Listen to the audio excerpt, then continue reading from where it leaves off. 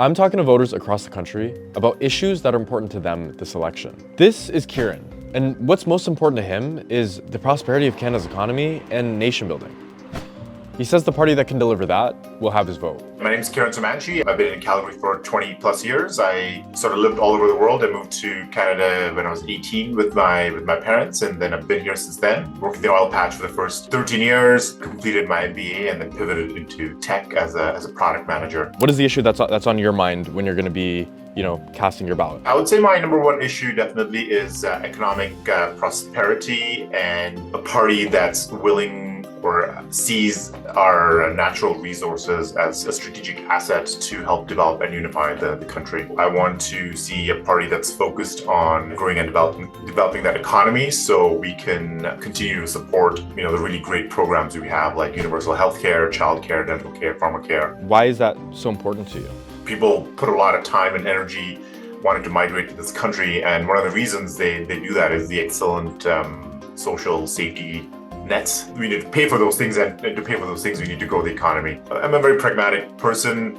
I understand there's implications, fossil fuels and climate change, but we need to balance that with also doing what's good for the country and what's good for the people. And talk a little bit about your background working in the oil patch and kind of, your experience in that industry. And initially I wasn't planning on going into it, but once I did my internship, I really enjoyed it, and sort of just blown away by the sheer amount of technology that goes into it and the amount of talent that's in the industry. And I think it gave me a lot of sense of pride that I was part of an industry that was providing cheap energy to the world so that they can also have a high quality and a high standard of living that we have in Canada. So in your first person piece, you talked about how you also support the carbon tax. Talk to me a little bit about your perspective on that. There's sort of three big mega trends happening in the world, right? It's decarbonization, it's digitalization, we live online, and then there's electrification. So when we live online,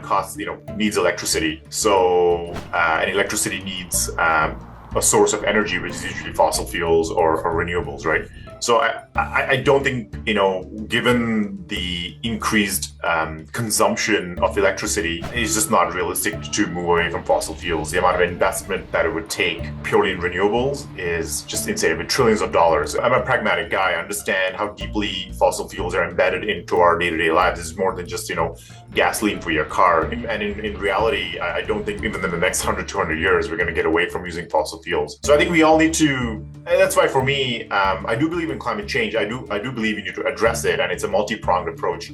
We do need to add as much renewables as possible, but we also need to decarbonize. We need to reduce our consumption. Unfortunately, humans tend to respond better to stick than carrot when it's a very long-term abstract problem like climate change. The best stick we have is the carbon tax. Has there been any policy announcents that are really going to significantly shift your vote? Yeah, I think the three things that I've heard so far are how are we going to reduce inter-provincial trade barriers. I think that was a big one. The second one is this vision of Canada being a superpower, not just an energy superpower, but just like a resource superpower, right? And I know the Liberals and the Conservatives have been equally lazy and equally negligent in diversifying our export routes. But the one thing that did get me excited is where Liberals concertedly are saying, hey, we're going to focus on, taking our products elsewhere, maybe Europe, maybe Asia. So that's the second point, is just accelerating these national infrastructure projects across transportation, pipeline, electricity, and so on. I think national unity is a big one for me. And so personally, I'm excited also about the talk about investments up north in the Arctic. Canada, historically, we're not a military nation. That's not in our blood, but I think we need to strengthen that a little bit given sort of the evolving geopolitical nature. So I think those are the three things that I've been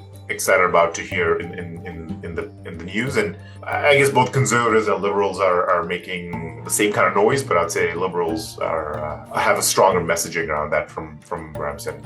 How consequential and important is this election, in your eyes? Yeah, it kind of feels like we're fighting for the soul of Canada right now, doesn't it? This election could be like the turning point in Canada's future, and this is sort of our make or break moment where we could, go down that path of becoming that superpower and a country that's other countries look up to. So yeah, it does feel very, very personal and feels very, very real this time.